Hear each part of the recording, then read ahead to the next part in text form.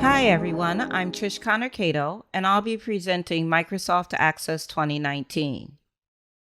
In Module 5, you'll be introduced to advanced form design techniques and also how to use a special type of form called a switchboard to navigate database objects.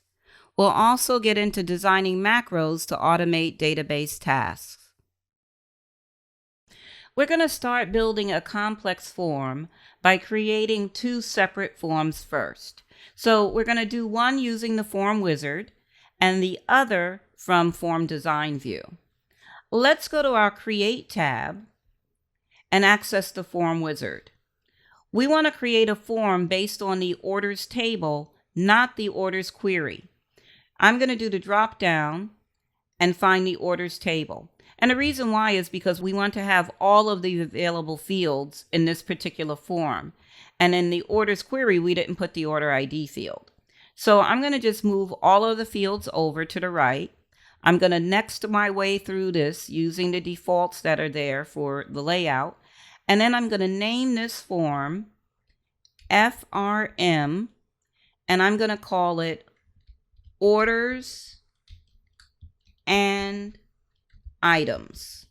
Orders and Items. And I'm going to finish.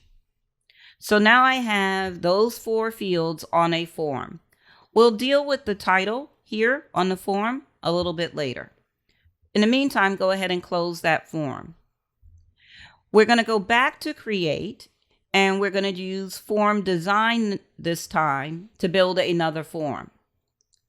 And so if the property sheet is open on the right side of your screen, you can close that. What we need is the field list. So I'm going to click Add Existing Fields on the ribbon. And we want fields from the Order Details table. If it's not already expanded, expand it so you can see the fields. And I'm going to right click on that Order ID field and add field to view. Then I'm going to right click on the Product ID, add field to view. And last but not least, quantity.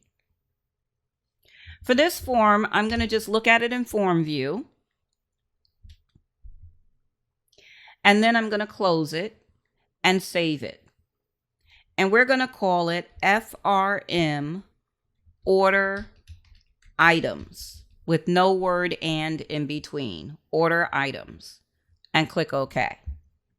So the complexity comes when we combine those two forms. You'll have the main form, which is going to be our orders and items form. And then we're going to have a subform, which is the order items form. So how do we do that? Let's open orders and items in design view. And the first thing we'll do is we'll change the header. So we'll get rid of FRM and put spaces between the words there up at the top. So it just says orders and items. The next thing we need to do is expand the detail section. So I'm going to put my mouse in between the detail section and the form footer section header. I'm going to click and hold and drag down just to create a little bit more space in the detail section. I'm going to drag it down just a little bit more. And a subform is a type of form control. They actually have, it's called subform subreport. So it's a control that you can use on a form or a report to nest a form into another form.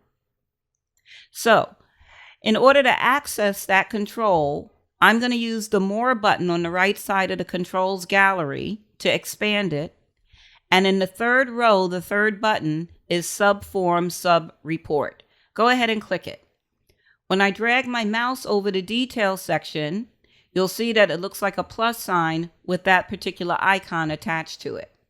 So what I'm going to do in the detail section is I'm going to click and hold, and I'm going to draw a square about that big and let go. And notice above the square, there's a label. It says Child 9. So this main form, the orders and items form, is known as the parent form, and your subform is the child form. So the subform wizard opens up, and it says, what data would you like to use for your subform or subreport?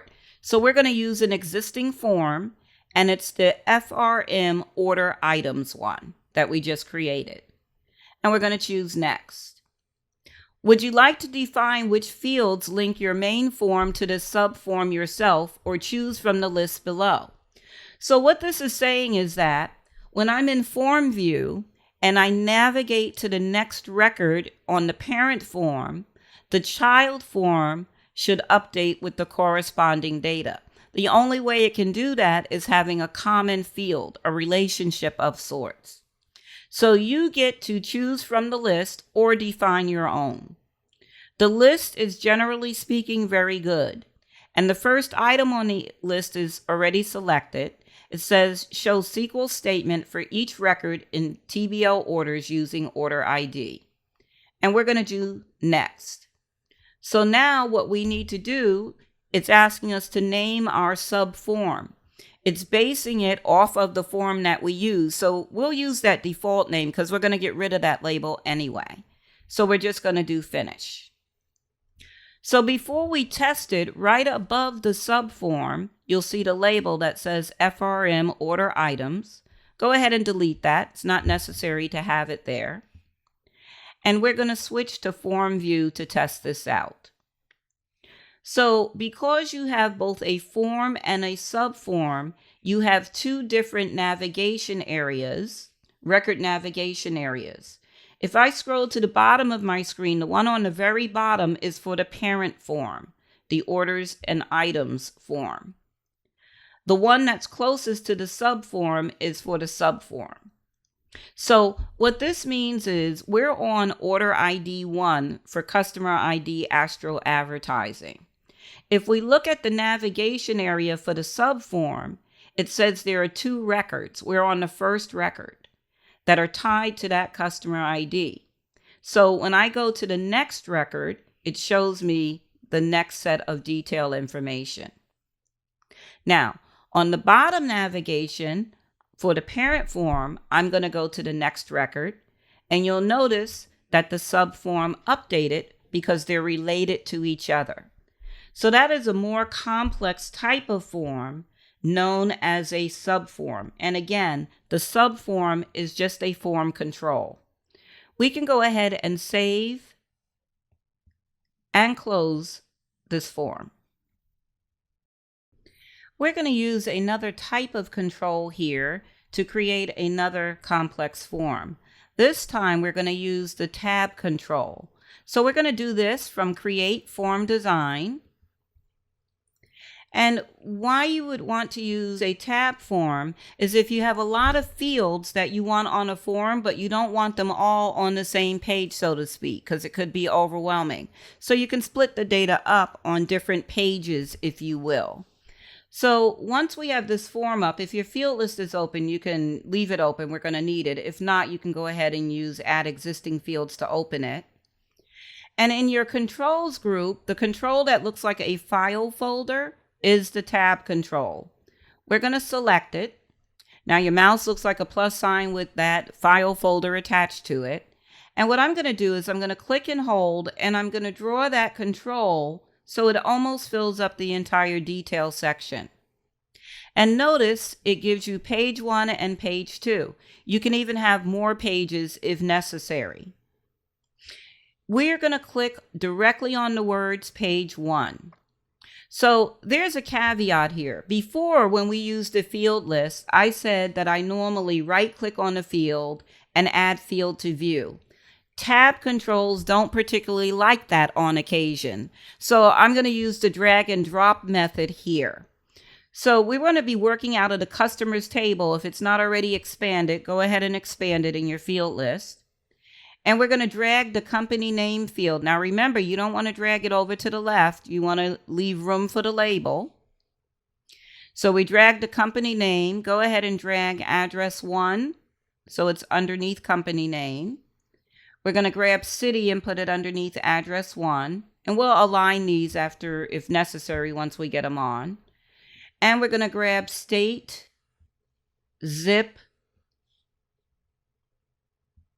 and phone.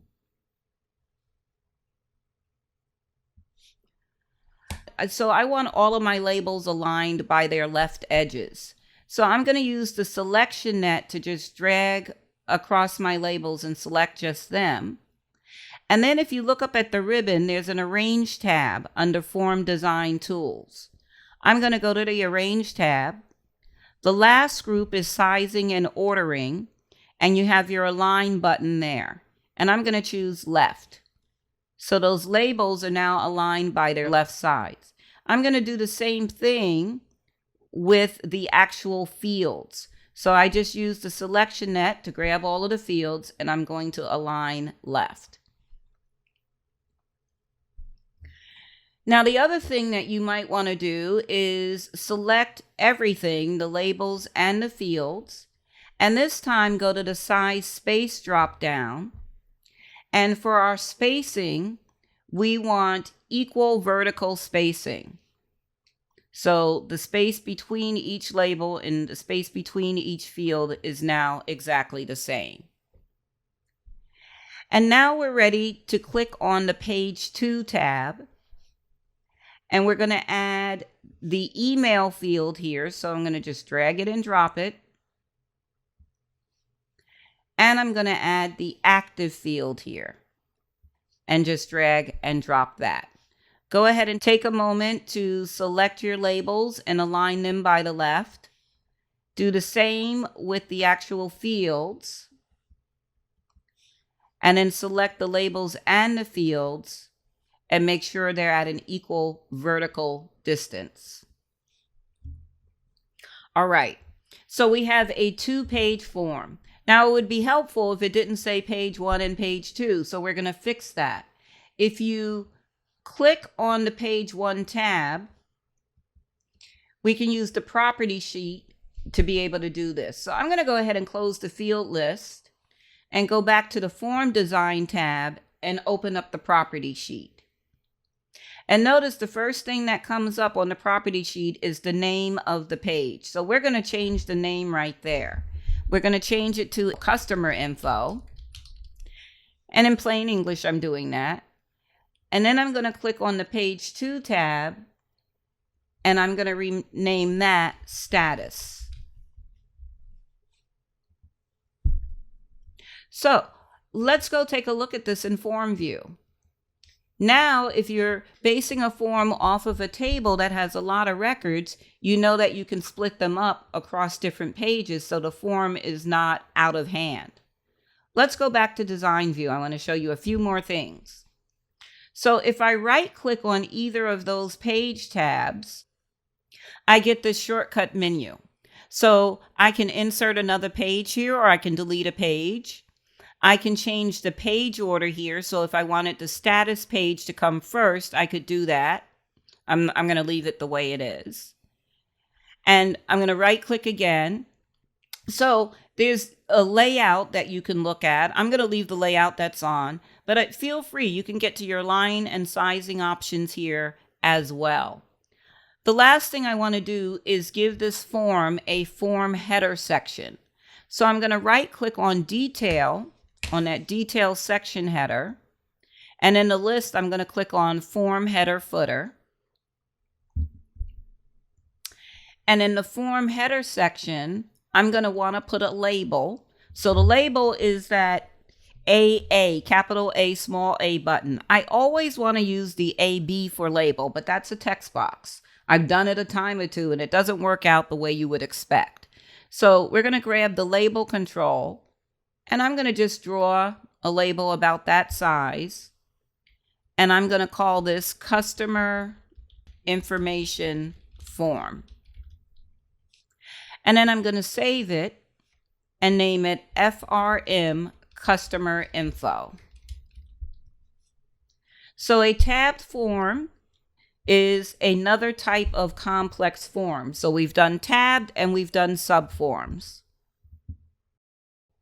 And the last complex form we're going to create is known as a split form. So make sure you close out the form that you have open right now, the customer info form. And in your navigation pane, just click on the orders form, FRM orders. Just click on it so it's selected. Now we're going to go to the Create tab. So we've used the form design. We've used Form Wizard. We're going to go to More Forms here, and we're going to select Split Form. So it tells you what it does. It creates a split form that shows a data sheet in the upper section and a form in the lower section for entering information, or vice versa. It could come up. So we're going to click on Split Form, and it just does it. In this case, the data sheet is in the bottom. The actual form is at the top, right? So it's two different views of the same information. This one, the data sheet is showing all the details, right? So the orders form at the top is just showing the customer ID and one order date and one ship date. The first one's on the list. If I click on another record in the lower half, the upper half updates. So that's kind of how that works. It is known as a split form. Now notice it named it FRM Orders 1 because we had the orders form selected when we selected split form. So we're going to just save this form and we're going to call it FRM Orders Split and click OK. And that one I think may be one of the easiest ones we've done. Go ahead and close. The next thing we're going to do, and both of these are really kind of like efficiency techniques that you can use with forms and other objects in Access, but we're focused on forms right now. So what we're going to do is we are going to add a default value to a field on a form, and you'll see what effect that has on the form. And we're going to adjust the tab order on a form because there's nothing more frustrating when you're trying to key in data on the form if you're pressing the tab key and it's going to the wrong field next. And sometimes when you create forms in Design View, that happens naturally. So I want to get you prepared for it. The first thing we're going to do is we're going to open up our orders split form in Design View. We're going to assign a default value to the order date field. So the first thing we need to do is bring up our property sheet. Again, that's on the Form Design tab of the menu in the Tools group to the right. And you have to select the field that you want to put this property on. So notice right now, when you look at the property sheet, the selection type is for the entire form. All of these properties will impact the entire form. When we click on the order date field, not its label, the field itself, you'll notice selection type is text box and it has order date field in there. So we know that all of these properties are for the order date. I cannot tell you how many times I've changed properties and then realized I was on the wrong field or hadn't selected one at all. So be careful about that. You can also ensure that you're on the right field by just using the drop down here and selecting the field that you want to be on. That's another way of controlling that. So we want to assign a default value to this order date field. So in the property sheet, I'm going to scroll down until I get past all those grid line properties. And eventually, underneath keyboard language, you will see the default value property. Here, I'll put an arrow pointing to it. So we're going to click in the text box to the right of it, and we're going to type 6/14/2010. And then we're going to press our tab key to get out of that field. Notice dates have to be enclosed in pound signs, also known as hashtags now. So it did that formatting for us after we tabbed out of the field. So now we'll take a look at what this does. We're not going to save the form right now. We're going to just switch to Form View. And notice it doesn't have that date 6/14/2010 up here. Well, this is a data sheet, right? So if you scroll down to the bottom in the data sheet, it started a new record for you and it's using that default date. So let's say you have a situation where you have to input a bunch of orders for a specific date. You can go and set the default value to that date so it's less keying in for you. It's more efficient. Then you would just have to put in the ship date on the bottom half of that screen. So that's kind of how that works. It's an efficiency technique. Anyway, we're going to go back to design view, and we're just going to click on the order date field again. And we're going to go back to the default property, and we want to move that date out of there. Now we're going to create another form in design view so you can learn how to adjust the tab order on the form. There's nothing more frustrating when working on a form is every time when you press the tab key, it goes to the wrong field next. So we're going to create a form and purposely mess up the tab order so you'll learn how to fix it. We're going to go back to create and form design, and we're not going to save this form at the end of the day because it's not going to make any sense. I'm going to bring up the field list, and I'm going to add company name to the view. Then I'm going to add zip. I'm going to add city, purposely mixing these up, address 1, and then state. So let's just say we'll blame it on management. For some reason, management wants the form to be in this order, but as the person that's entering the data, it's going to be a horrific experience for you to have to enter the address information in this way, right? Starting with the zip code. So what you can do, let's go to the form view first. And because it does the tab order based on the way the fields are placed on the form initially, it's tabbing through them. When you get to the state field and you tab again, it goes to the next record. Let's go back to design view, and we're going to adjust the tab order so it goes in the normal order of somebody inputting an address. And that way we don't have to change the form because apparently management will frown on that. I love making up scenarios. So anyway, right there, I'm just going to click on a blank area to the details section so I don't have a field selected. But right there on the form design tab in the tools group, you have a tab order button. Now, sometimes Access is able to fix your tab order if you use the auto order button, but that's not going to work here. So we're going to have to manually do it. And the way it works is on the right side of the screen, each of the fields has a row header. And if I click, for example, on the row header for zip, it selects the field. And then I'm going to click in the row header for zip again and hold, and I'm going to drag that field down below state. So now I just have to drag city down below address 1, and that should be the correct order when I'm entering an address. So I'm going to click OK and go back to form view. And now when I tab through the form, it's going to the appropriate fields at the right time. And like I said, we're not going to save this form. It makes no sense. So we're just going to close it and not save the changes. The next thing we're going to tackle is we're going to add a couple of command buttons to an already existing form. We added a command button to a report earlier, and we had to use a macro to program that button to do what we needed it to do. It's a little bit different on a form. Let's open customer info form in layout view, because you can do this in layout or design view. And we're going to add 2 buttons right up here next to the heading information. So in your form layout design tab of the ribbon, you have your controls group. And the button, again, is the rectangle with the 4 X's on it.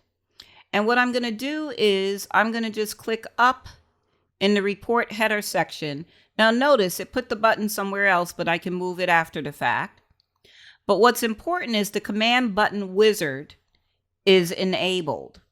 And so when you place the button, it's saying, okay, you want the wizard to guide you through what to do with it. And so what we want to do here is the screen is separated into categories and action, right? So the first one is record navigation category, and you can see the actions: find a record, find next, go to the first, last, all of that stuff. Then we have a record operations category, and that's the category we want to use for this particular button. And we're going to choose in the actions, make sure add new record is already selected. In order to be able to add a new record to a form, you would either have to tab through all the fields and you would have to get, and it would just bring up the next record until you got to the last record. And then when you tab, it would bring up a blank one. That is not efficient. Or you would have to do the new record button down here in the navigation area. So a button is very handy. Buttons are very handy, particularly for data entry forms. So we're going to do next. Now, it gives you default text, add record, right? Or you can add a picture, and the picture would be represented in go to new, or you could show all pictures. Come back in here and take some time going through that. But we're going to just use text, and we'll leave it add record. And then we're going to do next. So if you need to do something with this button later, it's better that it has a name as opposed to command 12 or whatever number it gave you. So remember, for buttons, we're going to do CMD. That's for a command button, it's called. That's the prefix for a command button. And then we're going to call it add record. And finish. So now what I need to do is I just need to move that add record button, and it's not letting me put it where I want to put it. So I'm certainly going to move it away from the tab, and I'm going to flip to design view and see if I can make it go up in the header, the form header section that way. So I'm going to put that button right about there in the form header section. And I'm going to switch back to form view, and there it is. So we can test the button by clicking it, and it brings us a blank record. And now we're going to add another button here, and that button is close the form, right? So later on, when you see some access options, you can set it up so you don't have the tab showing here, right? You don't want somebody to have to go all the way over to the X to close the form. So another efficiency technique is the close form button, just like we did a close report one. So I'm going to go back to layout view. Actually, I'll do this one in design view just for variety's sake. And I'm going to go grab the button control, and I'm going to pop the button into the form header section. And the wizard comes up, and this one is going to be under form operations. If you want to take a moment, look through report operations, application. Quit application means get me out of access totally, and miscellaneous. So we're on form operations, and we're going to choose close form and do next. I'm going to stick with the text and next. And I'm going to name this one CMD close form and finish. So now I have my two buttons up there. What I like to do is align them by their top. So I'm using a selection net just to select those two buttons. I'm going to go to the Arrange tab, Align Top. And so go back to Form View and test your Close Form button and say yes when it prompts you to save the changes. So we added two buttons. Forms are begging for buttons. The end users that use forms would love to have buttons on the form because it makes their life a little bit easier. So far, all of the forms we've created have been data entry forms. We're going to create an informational form now, and later in the course, we're going to use that form in a macro. So let's go to create, and we'll just do this in form design. And the first thing I want to do is I want to put a label on this form. So remember, the label is the big A, little a, control. And I am going to draw a label almost the width of the detail section. I'm going to make it about this big, right? And in the label, I'm going to type today's featured client is, and then in parentheses, drum roll please. And I want that font to be a lot larger than it is. So I'm going to click on the box. I clicked away from the label box, and I'm going to click back on it so it has the orange border around it. You don't have to select the text inside of it. You just need to have the label selected to impact the font. And I'm going to go to the Format tab on the ribbon, and I'm going to make the font like 28 point. And then what I want to do is I want to make that label box wider so that the font is not word wrapping. In order to do that, I have to expand the size of my detail section. So I'm putting my mouse on the right border of detail, clicking and holding, and I'm going to drag it out to about 7 1/4 on the ruler up here. And then I can make that label box wider. It doesn't need to be quite as tall as it is. Now, before we add, we're going to also add a list box to this form. So before we do that, let's format this label. So you want to go to the Form Design tab. You can bring up the property sheet for this. This is one way of doing it.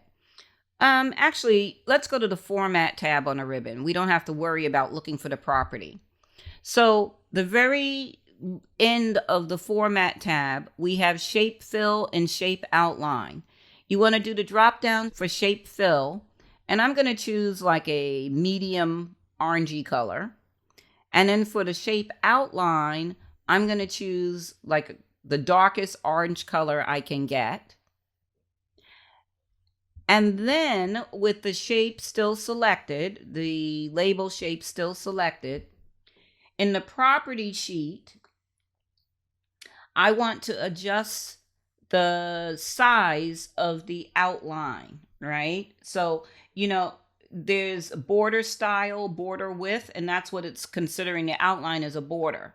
So the border width defaults to hairline. I'm going to do the drop down, and I'm going to go all the way to 6 point. And let's just switch over to form view and see what that looks like. So we have the label, we have the coloration, and a border. And we're back in design view. So now we're going to make sure that nothing is selected. I just click anywhere on the grid. And we're going to go back to the Form Design tab. And we want to use the list box control. So I'm going to open the controls gallery. And the list box is this one. So I'm going to select it. And I'm going to drag the list box so it's about this wide and this tall. And when I let go, the wizard comes up. Now, just want to show you something real quick. So don't cancel. Don't do what I'm going to do. Just watch. I'm going to cancel this and get rid of that list box. And this drop down next to the controls group, notice that Use Control Wizards is already shaded. The wizard's wand before the text Use Control Wizards is already shaded, meaning that the control wizards are on.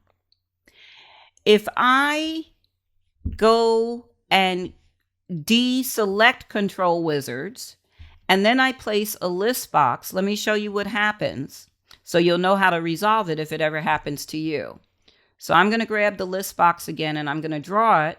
And when I let go, no wizard comes up because I disabled them. So it expects you to program that. So if that ever happens, you just need to go to the drop down and click on Use Control Wizards. You would have to delete your control, go to the drop down, click on Use Control Wizards, and then put your control back in. And the wizard will pop up when you stop drawing it. So that will happen on occasion. Okay, so the wizard creates a list box which displays a list of values you can choose from. How do you want your list box to get its values? We want the list box to get the values from another table or query. Your only other choice is you're going to type them in. And we're going to have our company names in this list box, so why recreate the wheel? So I'm going to do next, and I'm going to select TBL customers and next. And the only field I want is company name. So I'm going to move that over to the right. And then I'm going to do next. In my list box, I like the names in ascending order, sorted in ascending order. So I did that on the sort screen, and I'm going to do next. So it shows you an example of the data. You know, we have those two Astro advertising company names, but they're different cities and states. So what you can do on this screen is you can make sure that the entire company name shows in the list box by just widening the margin there for that column. And I'm going to go next. And the label doesn't matter because we're not going to use a label on this one. So we'll just do finish. First thing I'm going to do is click that company name label and press delete. And I don't think my list box needs to be this tall. Might need to be a little bit wider despite me adjusting the column in there. Part of it is doing it in there, and part of it is making sure your box is wide enough to support the width of a client name. And so at this point, I'm going to go back to form view. And I see my list box doesn't need to be quite as tall because I can see the beginnings of another one. So I'm going to go back to design view. Maybe layout view would be better so I can see the underlying data. And then I'm going to go back to design view. So for the list box, I'm going to go to shape fill. I'm going to use the same color that I used before for the label. And I'm going to go to shape outline and make sure that's the same color as well. And then I'm also going to make that outline, we'll leave it thin. We'll leave it hairline. So there's nothing to be done really on this form other than selecting a featured client of the day. So later on, I'll show you how to make this form come up when you open the database. And we'll do that via a macro. But for right now, let's save the form, and we're going to call it FRM Featured Client. And click OK. And now we can close it. There's a specialized form that you can create in Access known as a switchboard. A switchboard gives you the ability to navigate easily to multiple objects. So it is an efficiency technique. It is at its root a form. Now, in order to create a switchboard in Access, you have to add the switchboard manager to your quick access toolbar. It doesn't reside anywhere within Access, not on the ribbon, anywhere at all. So if you notice on my screen, my quick access toolbar is underneath my ribbon, and to the right of it, there's a down arrow button. We're going to go ahead and click that down arrow button, and almost at the bottom, select more commands. So this is so we can get the switchboard manager into Access. On the right side is what's currently on your quick access toolbar. I'm going to click once on the last item there, and I'll explain why in a minute. And on the left side, it defaults to popular commands. Well, Switchboard Manager is not a popular command, and it's not on the ribbon, so I'm going to do the drop down next to popular commands, and I'm going to choose commands not in the ribbon. So I'll have an easier time finding it. The list underneath commands not in the ribbon, I'm going to click one time anywhere in that list, and I'm going to type the letter S. It only allows for a one-character scroll, so now you're in the S portion of the list, and I'm going to continue to scroll down until I see Switchboard Manager. When I see it, I'm going to double-click it, and it moves it from the left to the right. Well, it doesn't move it. It copies it from the left to the right. So the reason why we clicked on redo is we wanted Switchboard Manager to be the last icon on our quick access toolbar. So it goes after whatever is selected over on the right. At the bottom, we're going to click OK. That is known as a one and done. Once you add Switchboard Manager to your quick access toolbar, you'll never have to go through that process again. So now when we look at the quick access toolbar, and I'm just scrolling down a little bit here so I can see my forms and reports, we'll see that last button is Switchboard Manager. Go ahead and click it. Whenever you use it for the first time in a database, it will say the Switchboard Manager was unable to find a valid switchboard in this database. Would you like to create one? Yes, sirree, we do. So you're going to click on yes, and the Switchboard Manager dialog box pops up. So it comes with a main switchboard, which is the default switchboard, but you can create your own. So on the right side, we're going to click on New, and we're going to call this switchboard Forms Switchboard. And we'll click OK. And then we're going to click on Forms Switchboard, and let's make that the default. Whatever the default one is the one that you'll access back in the program. So on the right side, I'm going to click Make Default. And then on the right side, I'm going to click on Edit so we can add items to the Forms Switchboard.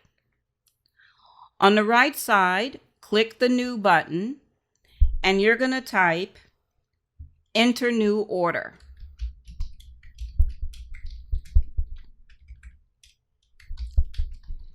And the command, we're going to go to the drop down, and we're going to open form in add mode. If we want to enter a new order, the form has to be in add mode. So I'm going to go ahead and click that. And then the last thing to do is which form. So I'm going to do the form drop down, and I'm going to select FRM orders. And I'm going to click OK. Now we're going to add 3 more switchboard items. So we're going to do new again. The second one is enter new customer.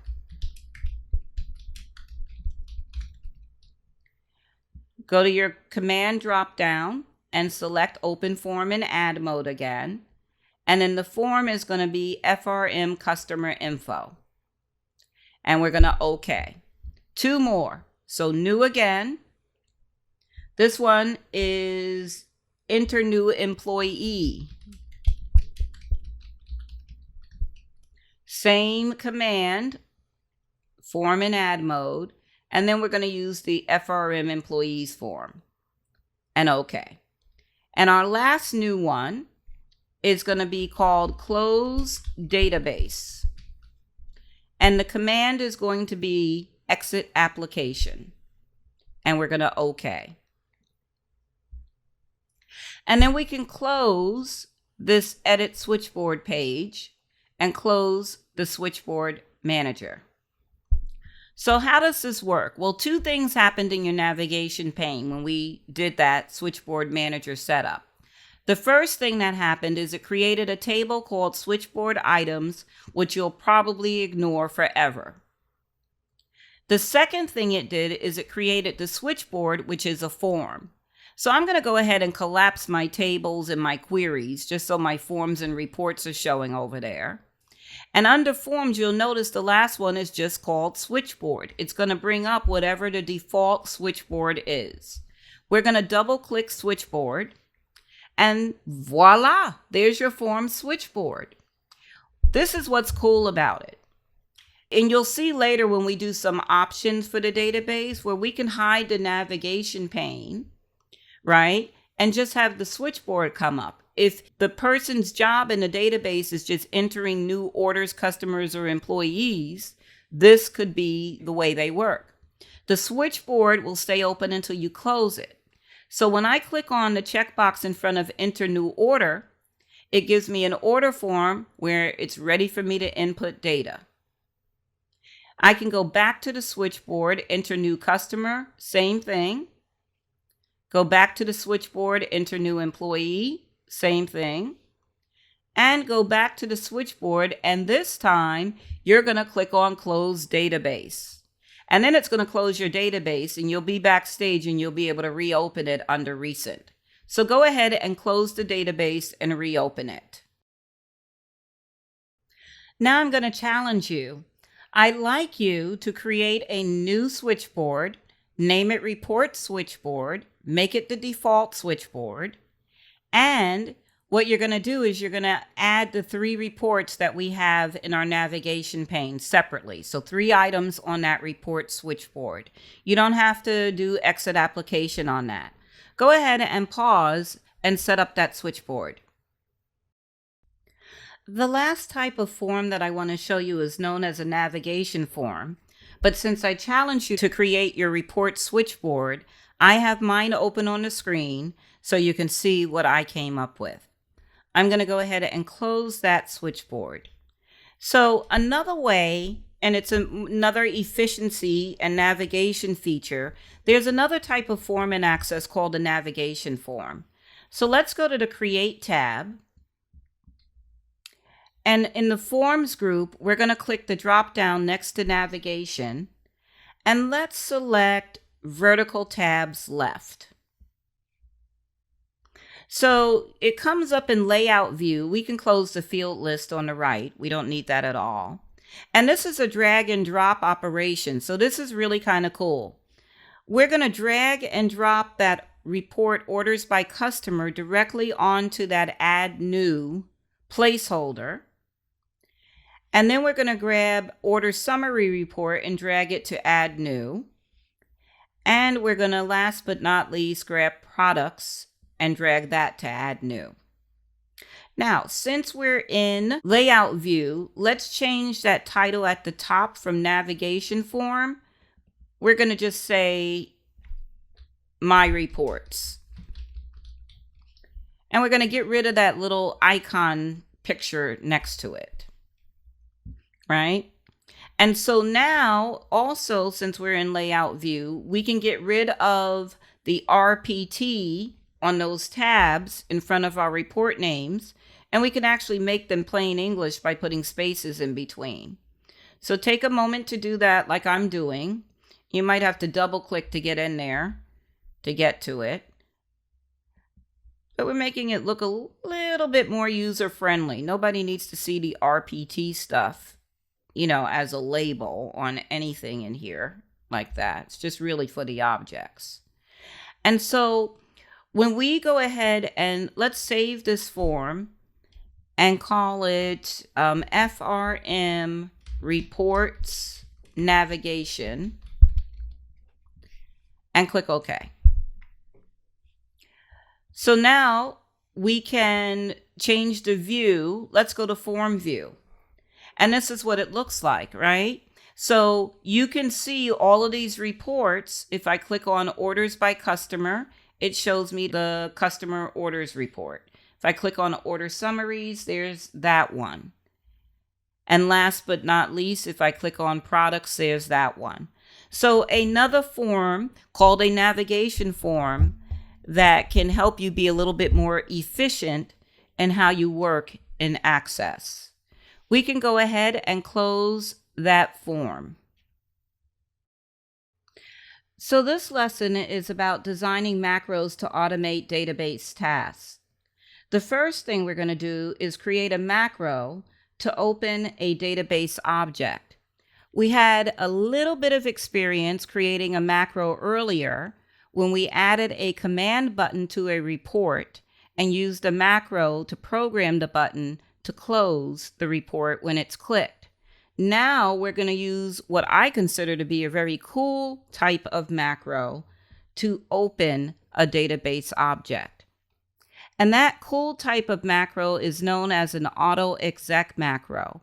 I mentioned it earlier in this course when we were reviewing the Northwind database. An AutoExec macro is a macro that executes or runs when the database is opened.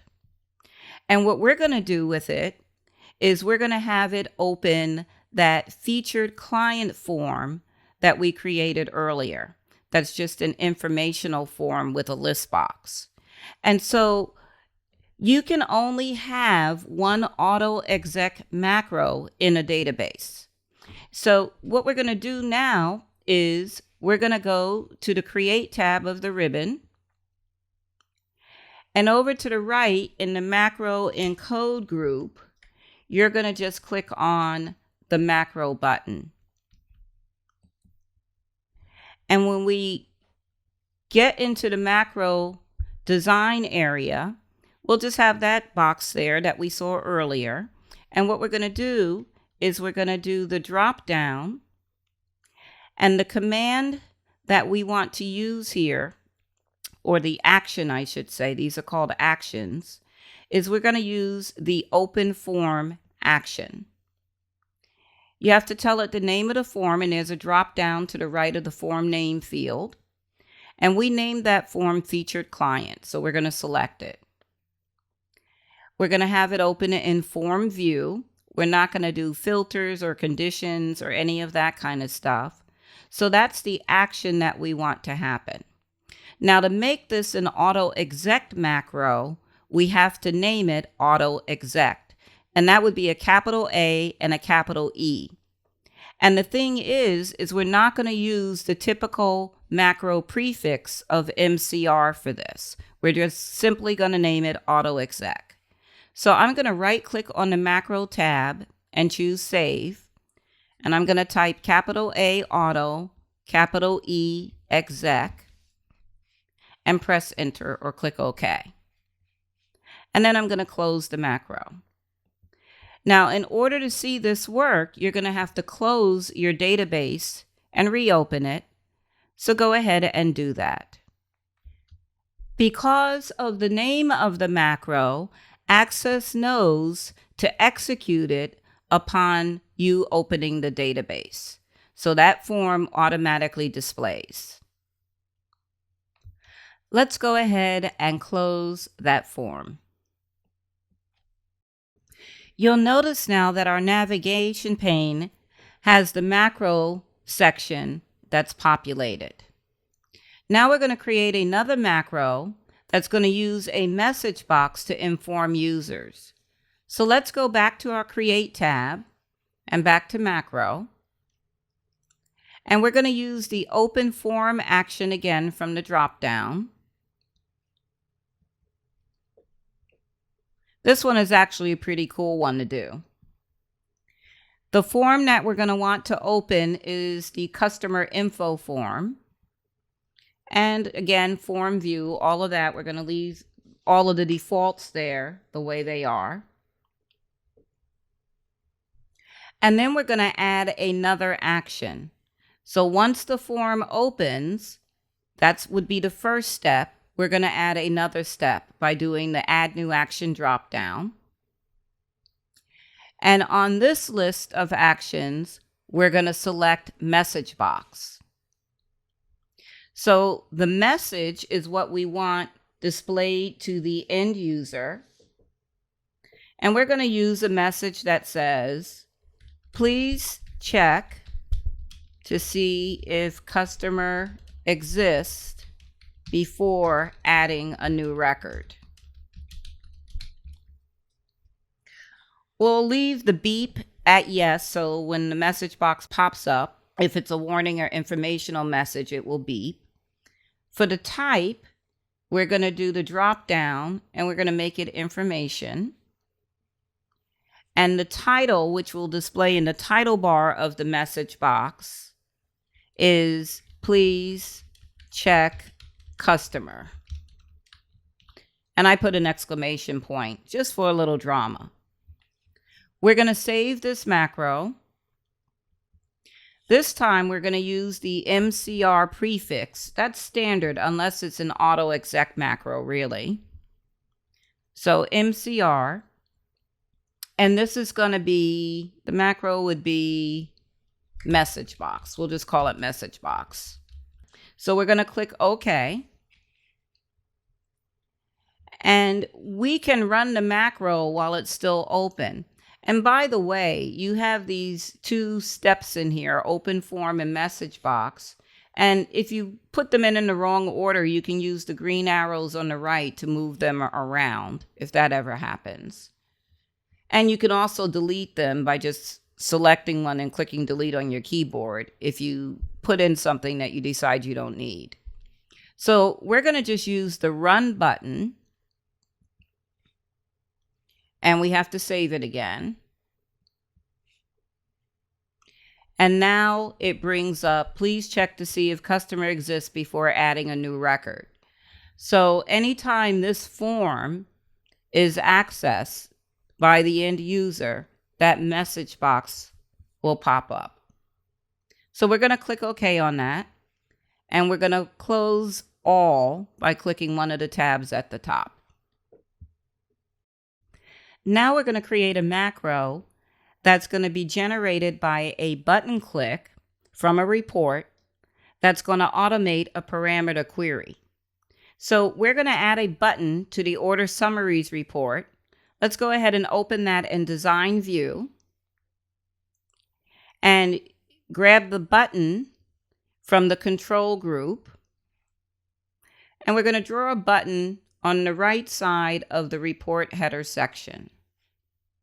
Now, when you let go, the button is still selected. It has the orange border going around it. I'm going to go to the All tab in the property sheet, and I'm going to name the button CMD, and it's going to be Open Query.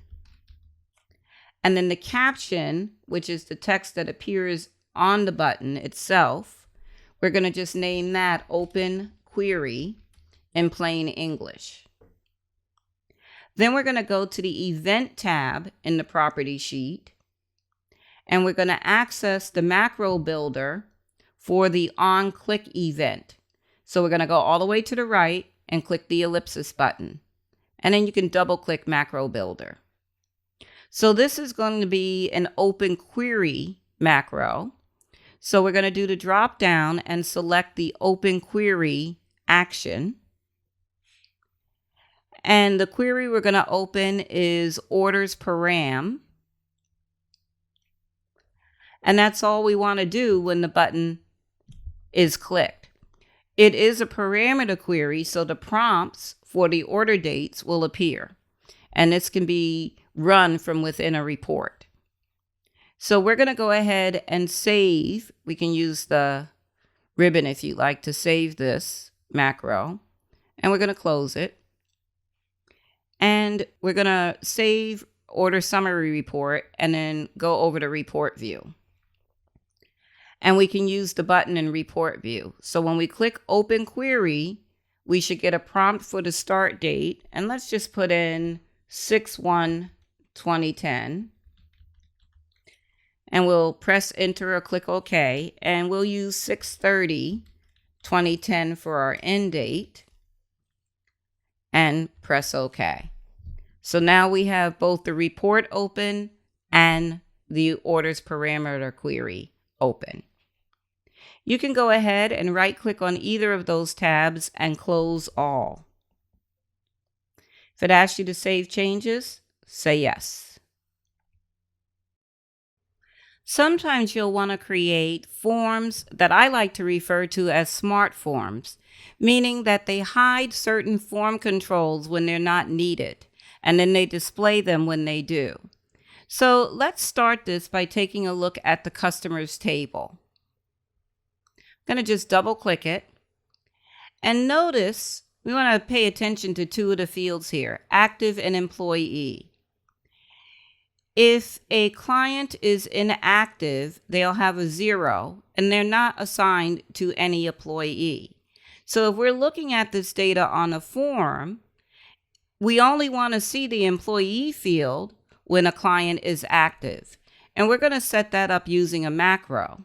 So we can go ahead and close the customers table.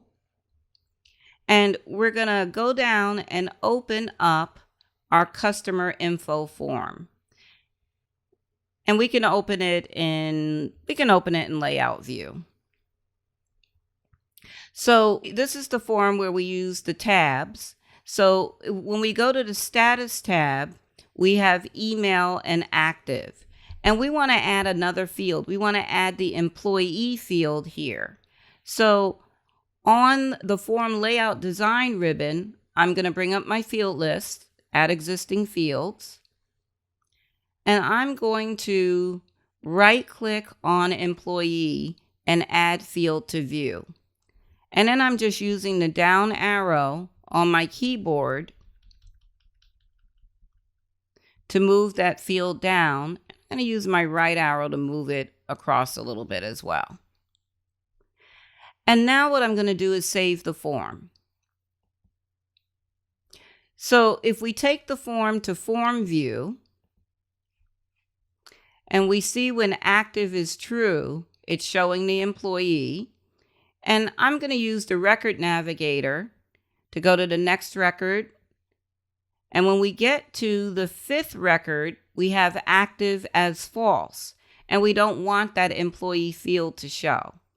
So we're going to program a macro to take care of that. So now we're going to go to design view. And on our status page, we're going to click on the active text box, not the label, the text box. So this trigger to make an object on a form invisible is what we're going to be doing using this macro.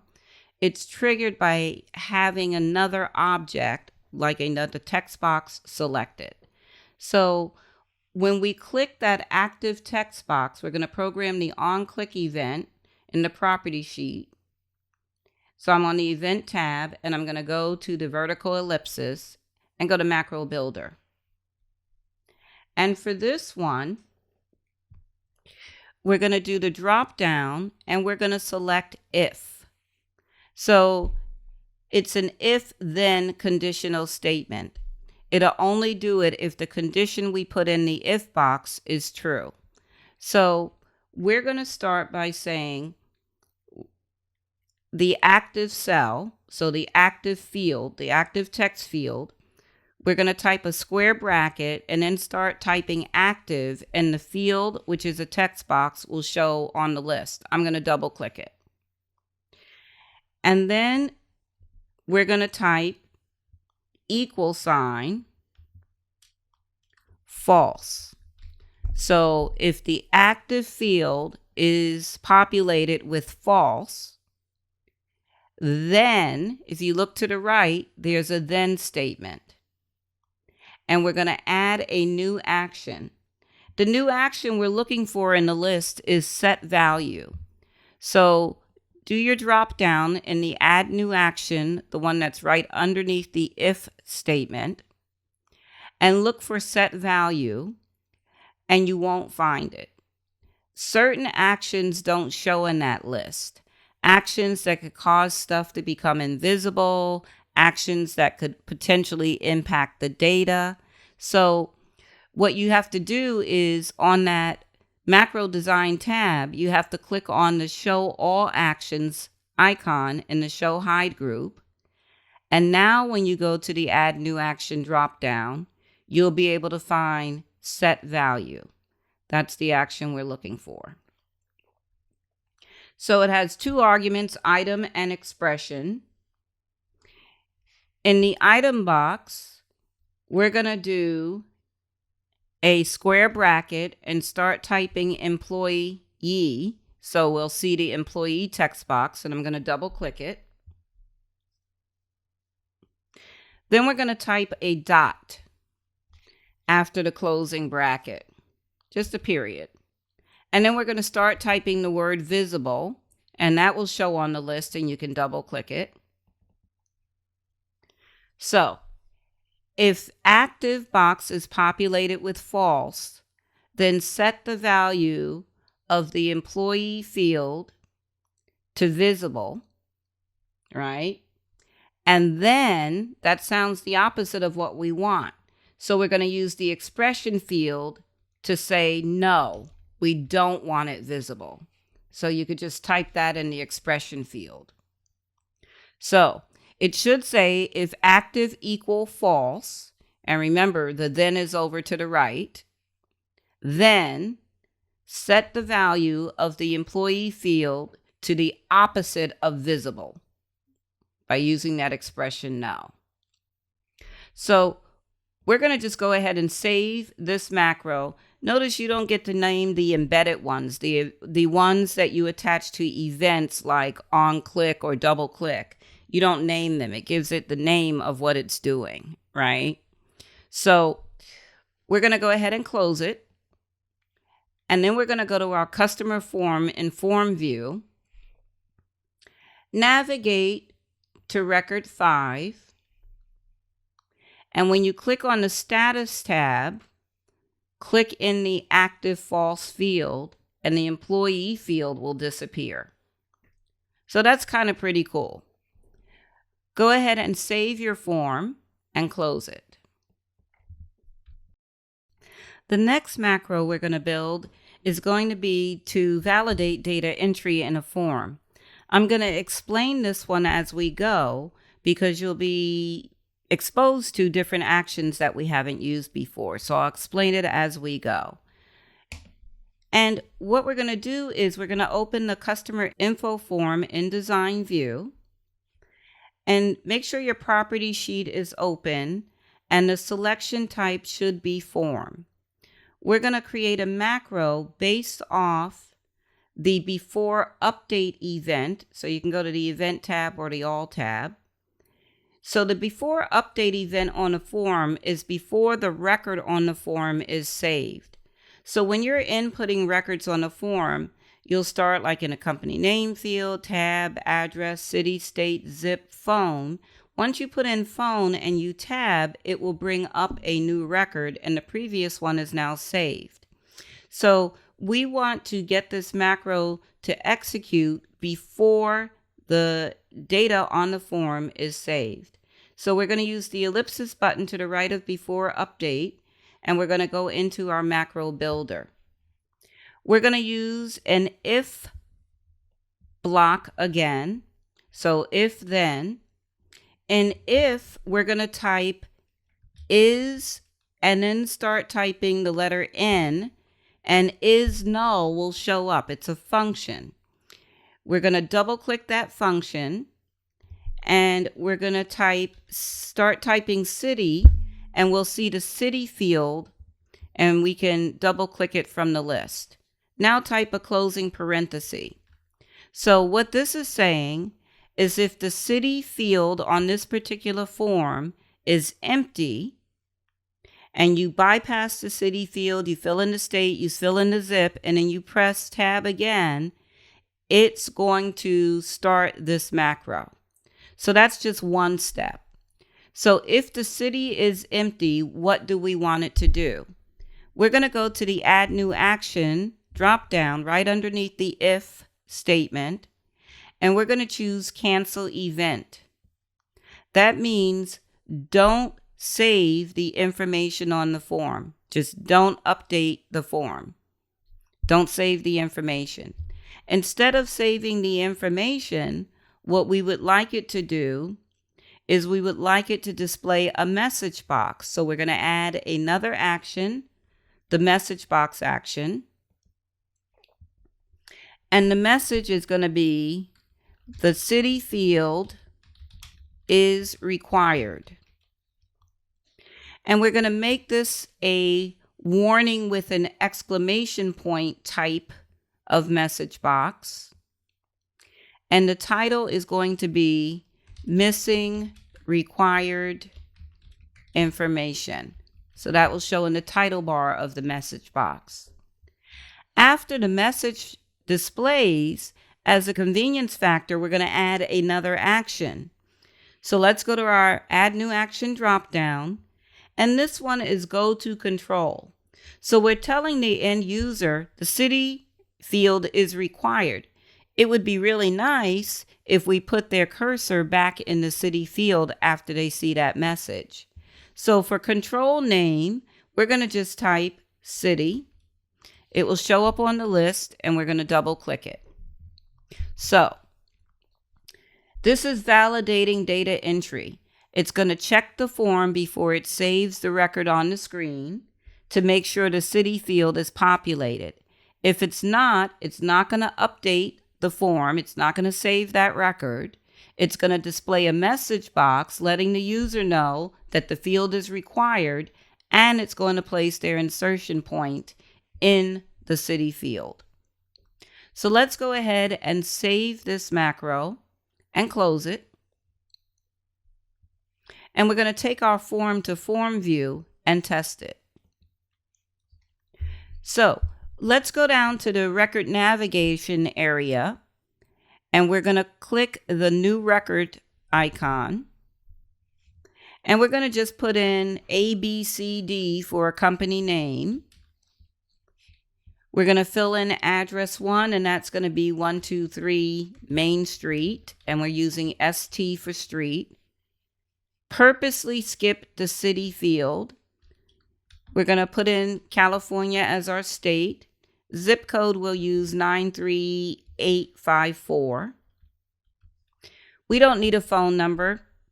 We're not asking for one, but we'll put one in anyway. So we'll just put in 555, that's our area code, and then 555-4321. And now when we press tab, we're going to see the message box. Missing required information. The city field is required. When I click OK to get rid of that message box, notice the insertion point is in the city field. That is the go-to control action that we added at the end. So we're going to just type in Sacramento, and I'm going to just press my tab key. Once I'm in the phone field, I'm going to press it again, and now it lets me save that record. So it's testing to make sure that a field is populated, and it won't let you save the record if that field is not populated. Pretty cool macro. In this extensive module, you learned a host of advanced form design techniques, including how to design complex forms like subforms and navigation forms. Also, we designed a split form. We also got into how to set default values on form fields and how to adjust the tab order. We also added buttons and drop-down lists for navigation. Then we created the specialized form known as a switchboard, which allows you to easily navigate between different database objects. We went on to design a host of macros to automate database tasks, including macros to open and close database objects. We used message boxes to inform users. We automated parameter queries with macros. We hid field controls with macros, and we use macros to validate data entry. Remember, this is where we set our AutoExec macro that opens a form when we launch the database. Our last module in this course will introduce you to Access Visual Basic for complex automation. You'll get to do a little bit of coding. We're going to move on to linking tables to ensure your database is secure, and then how to customize some database options.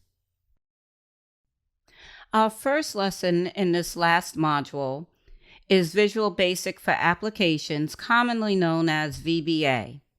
It's Microsoft's programming language that can be used across the Microsoft applications. It's automatically included in the Microsoft applications. The initial examples we're going to be doing with Visual Basic for Applications, we're going to use it to secure forms with passwords, create user input boxes, and use logic programming to interpret conditions.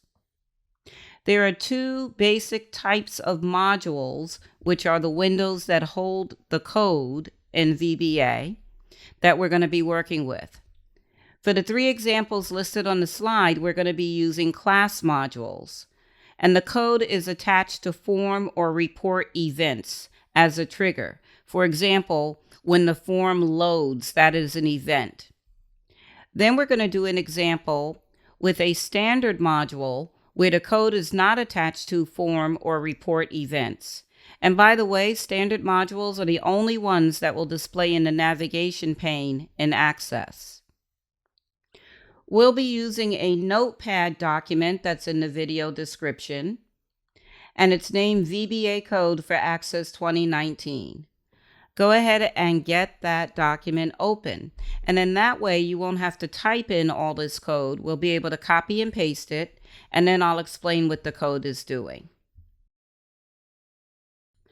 Before we get into coding, we want to modify our switchboard default. So go ahead and on your quick access toolbar, click on your switchboard manager, and we made our report switchboard the default. We're going to click on Forms switchboard, and on the right side on the bottom, click on Make Default. And now we'll close Switchboard Manager. So we're going to make the employees form secure. Few users that we're going to give the password to will be the only people in the company that can add or edit employee information. So let's go ahead and open the employees form in Design View. And we're going to attach this code to the onLoad event. If your property sheet is not open on the right-hand side, you can go to the Tools group on the ribbon and open it by clicking the Property Sheet button. We're going to be using onLoad event. So click in the text box to the right of onLoad. I'm on the Event tab in the Property Sheet. And that means when the form is loaded into memory, when the form is opened up. And all the way to the right, we're going to click on the ellipsis. This time we're going to select Code Builder. So what it does, it brings you into Visual Basic for Applications Editor window. And notice we don't have a ribbon interface up here. It's the old school menu bar and toolbars. On the left side, you have your Project Explorer window, and yours may or may not look like mine, but it will say the name of your file. And it will show you what are known as the class objects underneath it. If you don't have any class objects showing, that's fine. You will. So it created what's called a sub procedure. So we were on the employees form. So it's saying private sub, and it's based on the form load event, and it gives you an end sub statement. If you have a sub statement, you have to have an end sub statement or you will get an error. I'm going to press enter after the parentheses, and I'm going to bring up the notepad file. And the first block of code in here, we're going to select from the top all the way down until above the dividing equal signs. So just select what I have selected on my screen, and we'll talk about it after we get it into Visual Basic. So now I'm going to hover over my Access icon, and I see that I have both Access and the Visual Basic Editor window open. I'm going to just go back to the Editor window, and right where my insertion point is, I'm going to do Control V as in Victor to paste, or you can use paste up here. So let's talk about this code before we test it. So the name of the sub procedure is form load. Everything that's in green is known as a comment. So comment lines do not execute or run when the code is run. They're used to describe what the code is going to do. So this is code to password protect a form, and it's used on the onLoad event. Then we're declaring a variable. A variable is a temporary storage unit in your computer's memory that stores information. We use the dim keyword to declare a variable, and we're just calling it passwd, abbreviation for password. We could call it anything. And then we're telling it what to populate password with. It's going to be an input box that says enter password, and its title bar will say restricted form. The next set of comments are saying the next block of code here is going to check to see if there is any entry made to the input box or if the cancel button is pressed.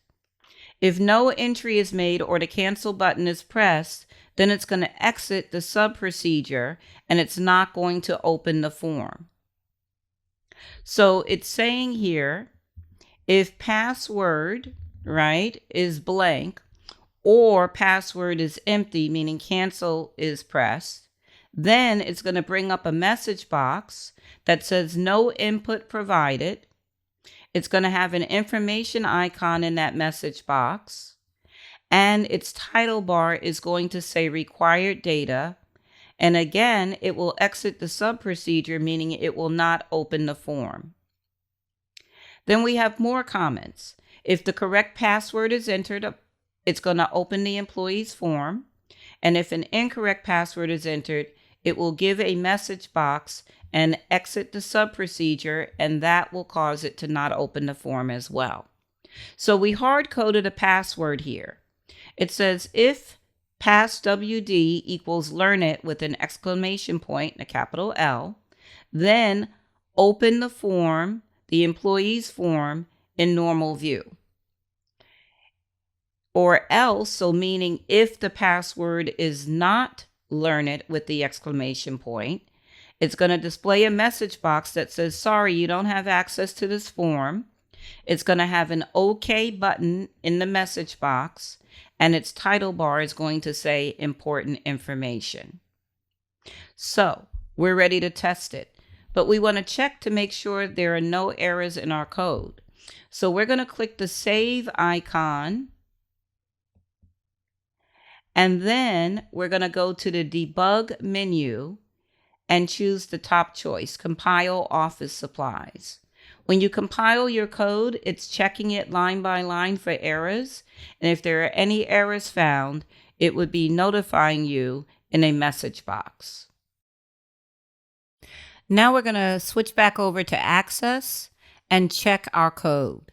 So the easiest way to get back over to Access and leave the Visual Basic editor window open is to go to the first icon on the toolbar, and it looks like the Access icon. So when you click that, it will take you right back into your form design screen. You'll notice the onload event now says event procedure, and we're going to save our form and close it. Now we're going to test it. Let's open the form, and you should get the restricted form in the message bar, and enter password is the prompt.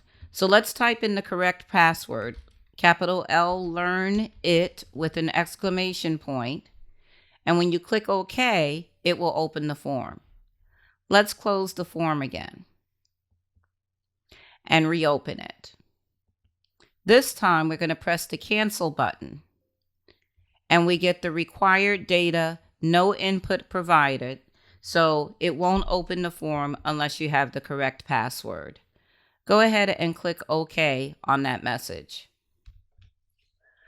Now let's test it again using our switchboard form.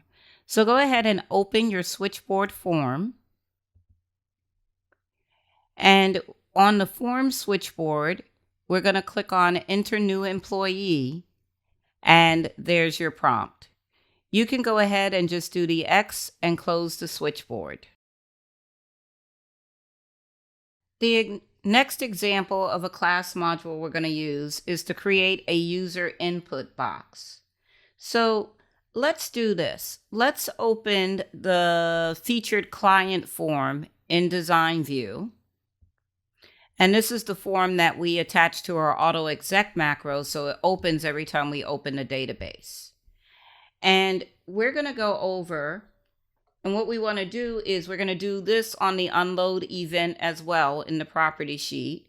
So go ahead and go to your vertical ellipsis and double click Code Builder. So the same thing, private sub form load. It has a sub procedure already waiting for us. And we're going to bring up the Notepad document again. So in Notepad, under the first divider line, we're going to select from the comments all the way through the end sub statement. And actually, we don't even need the end sub statement because it gave us one in there. So we're just going to select from below the divider line to above end sub as shown on my screen. And we're going to do Control C. And I'm going to hover back over my Access icon and switch over to my editor window. And I'm going to just paste that code, Control V. So this is code to create a user input box. It's used on the unload event. We have the comments in there. Always use comments to describe the intent of your code. And then we're declaring username as a variable. And we're telling it that username equals whatever is put into the input box that comes up. So an input box is going to appear, and it's going to say enter your first name, and the title bar of it will say your name. And once OK is clicked on that input box, then a message box will pop up that will say welcome and whatever the username is that was put in the input box, followed by an exclamation point. And notice this is text, so it has to be in double quotes, and we're concatenating the word welcome and a space with the username, and then we're concatenating that with the exclamation point. So we're going to do the same thing here. We're going to go up and we're going to save, and then we're going to go to the debug menu and compile Office Supplies. We got no errors. So let's switch back over to Access using the first button. And we're going to close this file, this form rather. And now when we launch the form, when we load it, so go ahead and open the form, you should get the input box. It has the title bar that says your name, and the prompt is enter your first name. And so I'm going to type in my first name, going to press OK, and I get a message box that says welcome with my first name and the exclamation point. You can go ahead and click OK. Now I'd like you to pause the video and take a moment. You're going to close this featured client form. And then I'd like you to close the database and then reopen it, since that's part of the AutoExec macro. You should still get that prompt to enter your first name. And I'm going to type my name in again. Click OK. Click OK on my message box, and then I'm going to close that form. Now we're going to write code that uses logic programming to interpret conditions. Before we get started, let's open the customer info form. So I have it open in form view, and the code that we're going to write will tell it when we add a new record using this form, if the state is Oregon, change the detail background color to a specific color. If the state is not Oregon, we want the background color to be a different color. That's how we're going to start this code. And then we're going to come back and add on to it so that it can test multiple conditions. So let's put the form in design view. And instead of using the onload event like we've done previously, we're going to attach the VBA code to a specific field. So let's select the state field on the form, and we're going to use its before update event. So I'm on the event tab in the property sheet. Go ahead and click in before update. This means that the code will execute or run once the state field is exited. So typically on a form, when you're doing data entry, you're using your tab key. So the example would be when you tab out of the state field and then the zip field is active. That's when this code will execute. Go ahead and click your ellipsis button in the before update event field and double click Code Builder. So now we have the framework for our private sub procedure. It's based on the state field, and underscore before update is the event that we chose. So cancel as integer is known as an argument for the before update event. When we recorded a macro earlier, to validate data entry, we said if the state field is not populated, don't proceed to saving the record. That is the cancel event. And here it's putting it as the integer data type, so that if you were going to be using that event, the cancel event, you would mark true to make sure it cancels it to a -1 and false as a 0. But we're not going to be canceling this procedure. So it's just part of the framework of the before update event that it will always give you that option. I'm going to click at the end of that line and press enter. And I'm going to go ahead and bring up the Notepad document, the code for Access 2019. Now, the first block of code that we're going to use is going to interpret one condition. So I am going to select from the comment, code to use logic programming to interpret one condition, all the way down through the end if statement. And I'm going to copy that. Now back in my Visual Basic Editor window, I'm going to just go ahead and paste, and we'll talk about the code. So this is set up to interpret one condition. Put a code line there for your future reference that it's used on the before update event of the state field and FRM customers info. And this is similar to the if function in Excel. If state, notice it's a field name, so it's in the square brackets, equals Oregon. We're using the 2-character state abbreviations, and it's text, so it needs to be in double quotes. If that is true, then change the detail back color to a specific color that's being referenced by its number.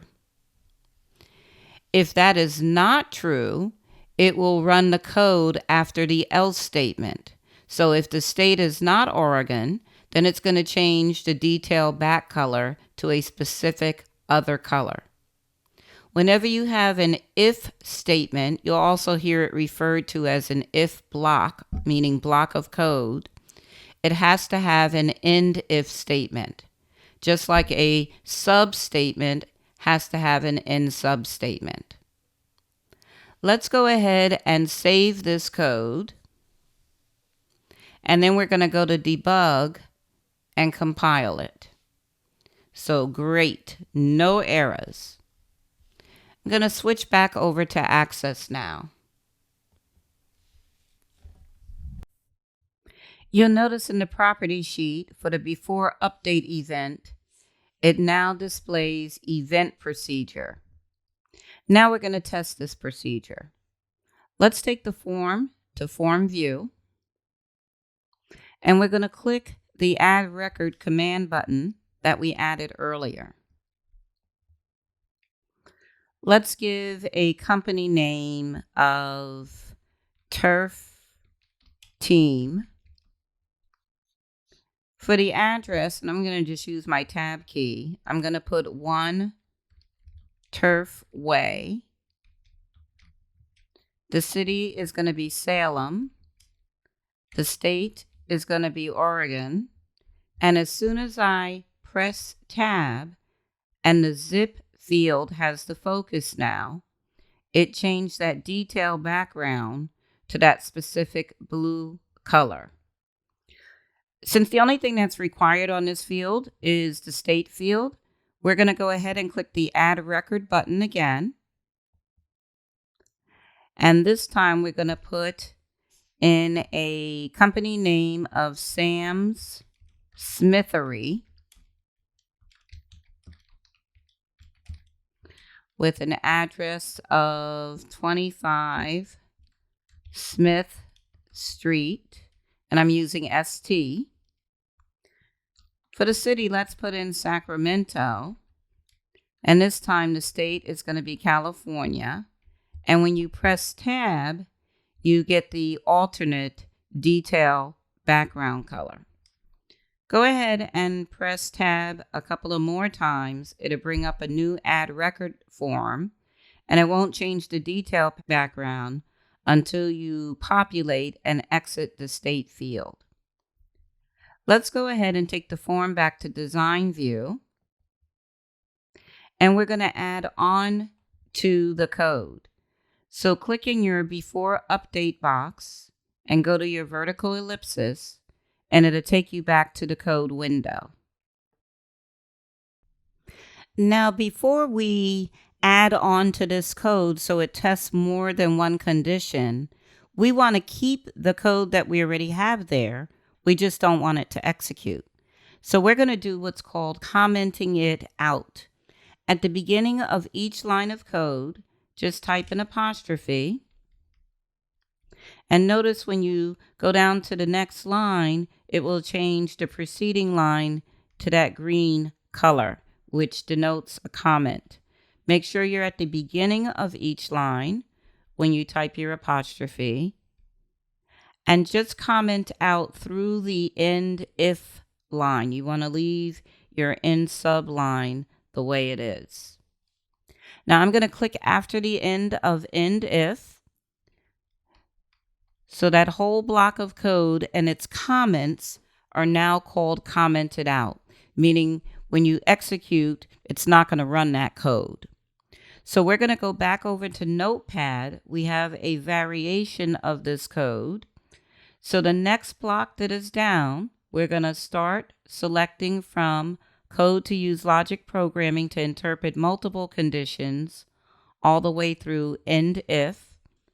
And you're going to go ahead and copy that and paste it into your Visual Basic editor window. Let me get back over there. And you can do it right where your insertion point is.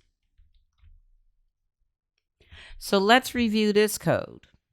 It's going to interpret multiple conditions. So it starts the same as the previous code.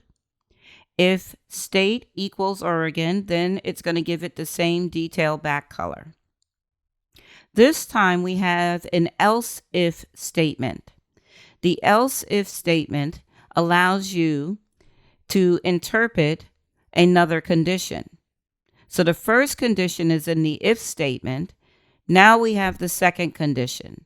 If the state is California, then it's going to give the detail back color a different color. And finally, we have our else statement. And notice the comment right next to it. That would be for all other states other than Oregon or California. It's going to have the detail back color that we saw in the previous exercise when we typed in a California record. So let's go ahead and save, go to debug and compile to make sure there's no errors. And we're going to switch back over to Access.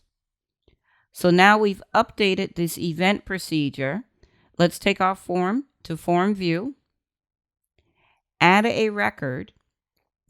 This time I'd like you to go directly to the city field, and we're going to type in Portland this time. The state is Oregon, and when I tab, I get the blue color like we saw in the previous example. Click Add Record. This time we're going to go directly to the city field, and we're going to type San Diego, tab, California, tab, and you'll notice California has a different detail back color. Let's do one more. We're going to go to Add Record. This time we're going to put in New York as the city, NY as the state, and when we tab, we get a different back color. So Oregon has its own color, California does, all other states would have this color. Now take a moment and pause the video, and you can use your record navigation to go back to the previous records and finish filling them out by giving them company name, address, zips, and phones. And you can just make up that information. When you're done, go ahead and close this form. Now, before we get into our last VBA code example, I'd like you to scroll down in your navigation pane and notice there is no modules object showing. That's because the code that we've used so far has been in class modules. Again, a reminder, that's code that's attached to a form or report event. Now we're going to write code in what's known as a standard module, and that's the only type of module that will show and create the modules object here. So we're going to do this from the Create tab of the ribbon. All the way to the right-hand side, you'll see the macros and code group. We're going to select module. So just go ahead and give it a click, and it opens your VBA editor window. Now, a couple of things happened. In your Project Explorer screen, you'll see that you now have a modules folder, and the module we're currently in is named by default Module 1. We're going to change the name of that module in just a little bit. We don't have the framework like a sub and an end sub statement because it doesn't know what we want to do in the module. So we have to create the entire framework as well as the code within it. Let's go over to our notepad, and we're going to grab the very last block of code, starting with example of VBA code that is in a standard module, all the way through the end, and copy it. Navigate back to your Visual Basic Editor window, and go ahead and paste the code. So let's review what the code is doing. Again, this is in a standard module, which means it's not going to run based off of a form or a report event. So we're going to have to make this code run. The reason why you would use standard modules, for example, there's many reasons, but one of the greatest reasons is that you may want to have blocks of code that you want to use on multiple forms and reports across different databases. Since it's in a standard module, it won't execute unless you run it, but you can always copy and paste it to a class module, so then it executes based on an event. So you can consider it sort of like a warehouse of code. So this sub procedure, we've named it date time, and we have the open and close parentheses behind it. We're declaring a variable, again, a temporary holding facility in your computer's memory, and just calling it DT. Remember, variables can be called whatever. And then we're going to tell it that that variable equals now, which is Access's way of giving the current date and time. And then we're going to have a message box that says the current date and time is, and we've concatenated the results of our DT variable, which is now. And then it's going to have the current date and time as the title bar of the message box. So again, this is not event driven. We're going to have to cause it to happen. The first thing I'd like us to do is save it. And when you go to save it, it's going to prompt you for a module name.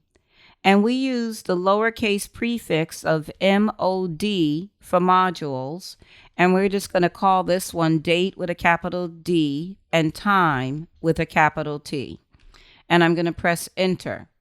And notice it updates the name over to the left in the Project Explorer window. Now we want to go to debug and compile it. Make sure there are no errors. Now, since it's not attached to an event, how are we going to run this? Well, on the toolbar, you'll see the little play button. Looks like a play button on a cassette player. And you can use that. If you hover over it, it says run sub meaning sub-procedure, or user form. There's also a shortcut key, function key 5 will do it. I'm going to go ahead and click that button, and it just brings up the message box with the title bar saying current date and time, and it gives you the current date and time. And you can click OK on that.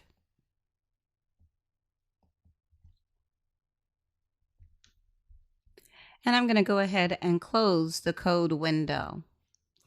Now, when you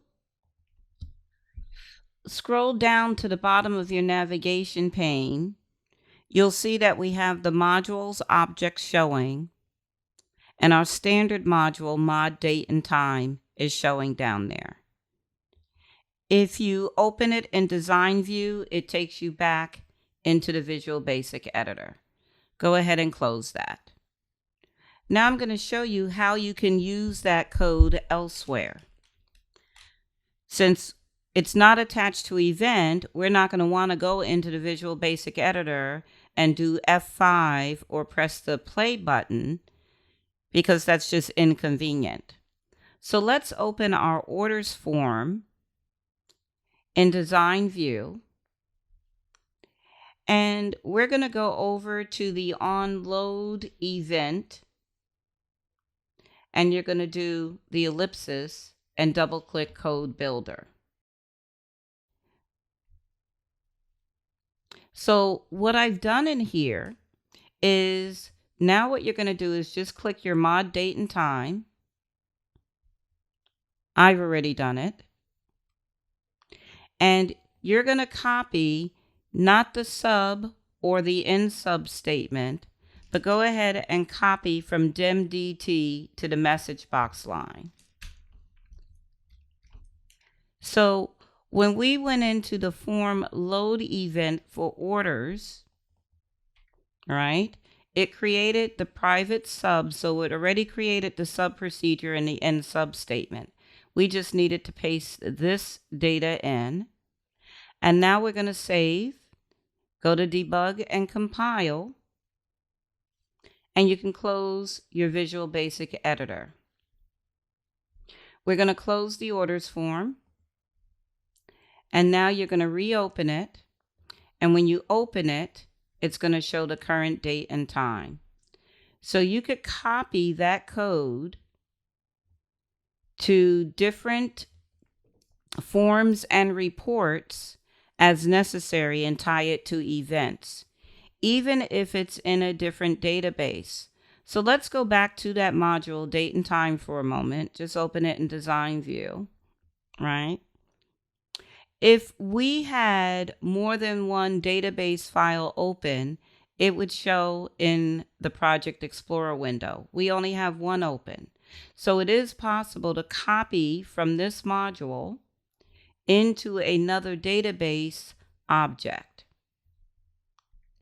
Go ahead and close the code window again.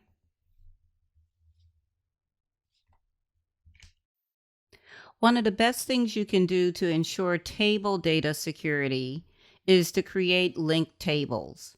And you do that by splitting your database into a front end and a back end. The view that we're in right now is going to end up being the front end when we do this. So this is another one that'll be easier to explain as we go. We're going to go to the Database Tools tab on the ribbon, and in the Move Data group, we're going to click on Access Database, and it brings up the Database Splitter wizard. It gives you an explanation on there of what it's going to do. Basically, it's going to create a back end database that only contains the tables. Typically, you would want to put that back end copy of the database in a directory that only a very few people have access to. In the meantime, in the front end, the part that we're in right now, it's going to make all of those tables linked tables. And it may appear that people will be able to go in and change things, including table design stuff, entering records, but they really won't be able to. They would have to go to the back end to be able to modify the table design or table data in that way. So we're going to go ahead and click on Split Database, and it will take you to your working directory. It's going to use the same file name, but it's going to append it with _BE, which represents backend. Go ahead and click on split. So it lets you know your database has successfully split, and we're going to click OK. As soon as we do that, again, this is the front end. So notice that the table icons are changed. They look like they're links, and they are now linked tables. So these tables actually reside in the back end. If you hover your mouse over TBL customers, you'll see the path to that table is to the back end database with the same name. Let's open customers table in design view. So it lets you know that this table is a linked table whose design cannot be modified. If you want to add or remove fields or change their properties or data types, you have to do so in the source database, which is the back end one. It asks you if you want to open it anyway. So we're going to say yes. And in design view, let's go to the company name field and change that field to a number data type. It makes it look like we can actually really do this. But when we go to save that table, we're going to get the message that says it can't save property changes for linked tables. Do you want to continue anyway? We're going to say yes. And we're going to close that table. And if we were to reopen it in design view, go ahead and say yes on that prompt. You see that it did not change that data type. You would have to be in the back end in order to make that happen. Go ahead and close that table. The next thing we want to do is navigate to our working directory and open the _BE backend portion of this database. Go ahead and pause the video and get that one open. When this one opens, you'll notice you have that security warning in the yellow band at the top. You're going to go ahead and enable content. And you'll notice that the only objects in this backend are the tables. So if I right click on TBL customers and go to design view, I would be able to change data types in here. We don't really need to change one, but let's go ahead and change company name to number. And this is flowing through to the linked table in the front end of the database. It would allow me to save this change.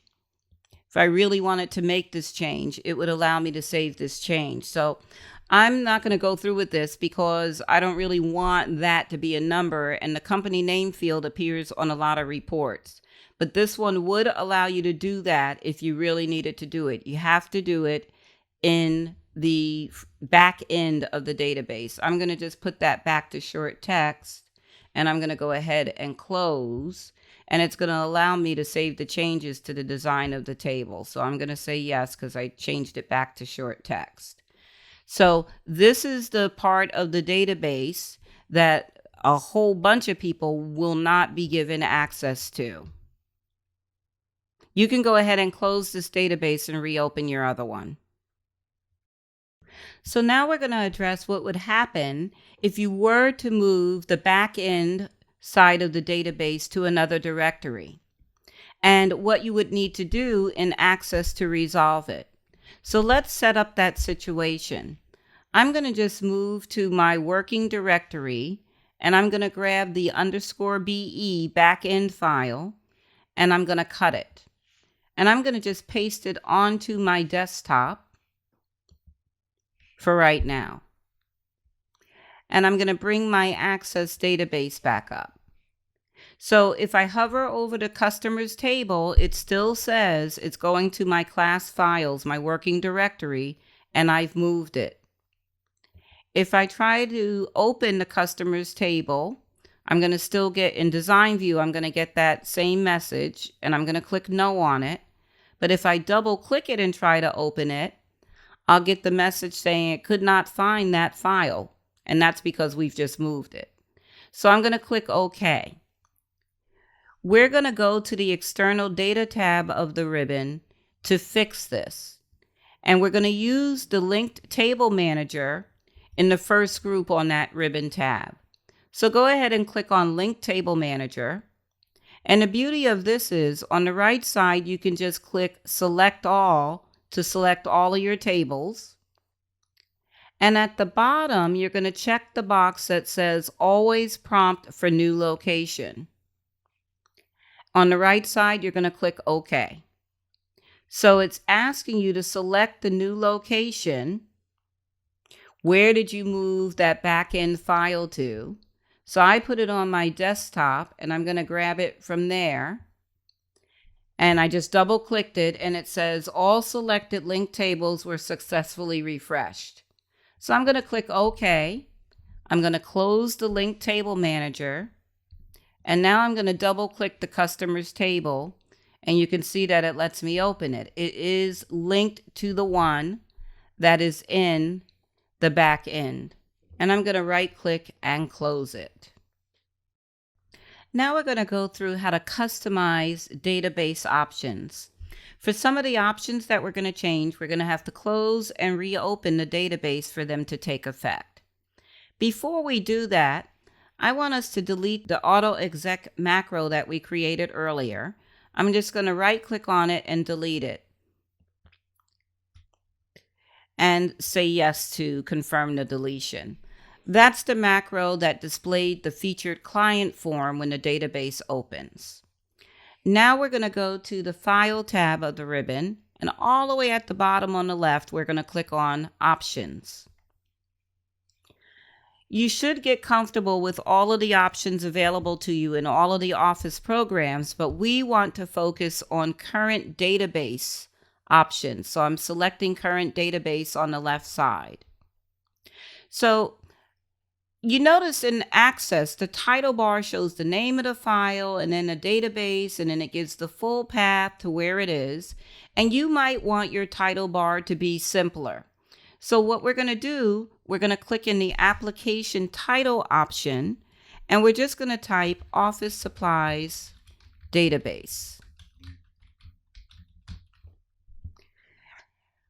We're going to tell it to display a form when we open the database, and that form is going to be the switchboard. And then what we're going to do is we're going to tell it to hide the navigation pane. So I'm scrolling down, and I'm going to uncheck display navigation pane in the navigation area.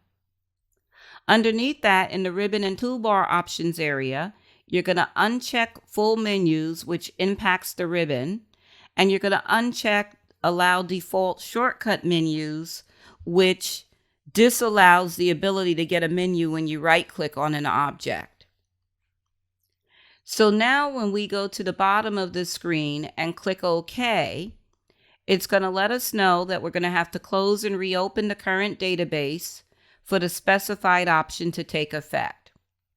You'll notice the one option that already took effect is in the title bar, the application title. So we're going to click OK on that message, and we're going to close this database and then relaunch it from your working directory.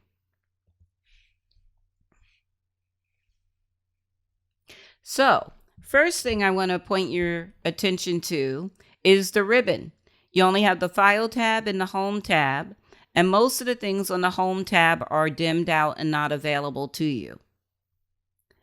The other thing you'll notice is if you right-click on the Switchboard tab, you don't get that right-click shortcut menu because we disallowed them. There is no navigation pane, and the only thing that this particular user would be able to do is utilize the switchboard and close the database. Now let's say you have this set up and something comes up and you need to get the navigation pane back and you want to undo some of these options. Let's go to the File tab and notice most of the File tab options are missing as well, including options where we set these options. So what we need to do to bypass the startup options is we have to open the database in a different way. So the first thing we're going to do is we're going to go to File, and we can't even close here. We're going to just exit Access. And then we're going to go back into Access. On the left side, click on Open. You can't use any of the pinned databases here to bypass startup options. You actually have to browse to where the database resides, and then I'll show you what the secret trick is. Let me just get to where this database is. When you click on the database, you're going to hold down your Shift key and then click on Open, or you can double click it once you're holding down Shift. And it's by holding down Shift from the Open dialog box that bypasses the startup options. So now you have your navigation bar back, that form didn't display, the title bar just says Access now. We're going to go to the File tab, and now we can get back to Options. We can go back to Current Database. We're going to undo these options. So we're going to, where it says Display Form, we're going to do None. We're going to scroll down till we get to Navigation and check Display Navigation pane. And under Ribbon and Toolbar options, we're going to check Allow Full Menus and Allow Default Shortcut Menus. And we're going to click OK. It's going to let us know we have to close and reopen it again. And this time we can just close it here. We don't have to open it a special way. I'm simply going to just go to my directory and double click it to open it. We don't need to bypass startup options because we undid them. So that's something that you can do to customize your database. Our last topic here is what to do if your database becomes somewhat corrupted. So Access has a built-in tool that will help with that. Let's go to the File tab, and on the left side we're going to click on Info. The first thing we're going to do is take a look at the size of this database. It's a very small database, but we're going to go over to the right and click on View and Edit Database Properties. And on the General tab, you'll see the size of the database. In my case, 2.80 megabytes. Your number might vary a little bit here and there. I'm going to go ahead and click OK. So once I viewed the size, also on the Info tab, there is a compact and repair database icon. So it helps prevent and correct database file problems by using this tool. We're going to go ahead and click on Compact and Repair Database. And it's already done it. This is a small database. So let's see the effect of that. We weren't particularly having any corruption issues, but let's go back to File, Info. Go back to View and Edit Database Properties, and notice because it's compact and repair, it decreased the size of the database. So if size becomes an issue, you can use that. If your database becomes somewhat corrupted, if your database, when you're running a query, if it kind of slows down and doesn't show it instantly, that might be a good signal to you that you would want to come and use the compact and repair utility. We can click OK and do the back arrow at the top of the band on the left to get back into the database. This module gave you bragging rights. Now you can tell people that you did some coding because you were using Access VBA for complex automation. We use VBA to secure forms with passwords, to create user input boxes, and we did some logic programming using an if-then-else statement in VBA. We went on to split our database into a front end and a back end to ensure security for our tables. So the tables ended up in the back end of the database, and in the front end, there were just linked tables. We learned how to use the linked table manager to update the path once we moved the back-end database to a different directory. And we finished up with customizing database options, particularly current database options. And you learned how to change the application title, hide the navigation bar, have it start with a specific form outside of an AutoExec macro. And you also learned, more importantly, how to bypass those startup options so you could get back in and undo them. And then we finished with utilizing the compact and repair utility. That's what you'll use if you start getting some problems with your database.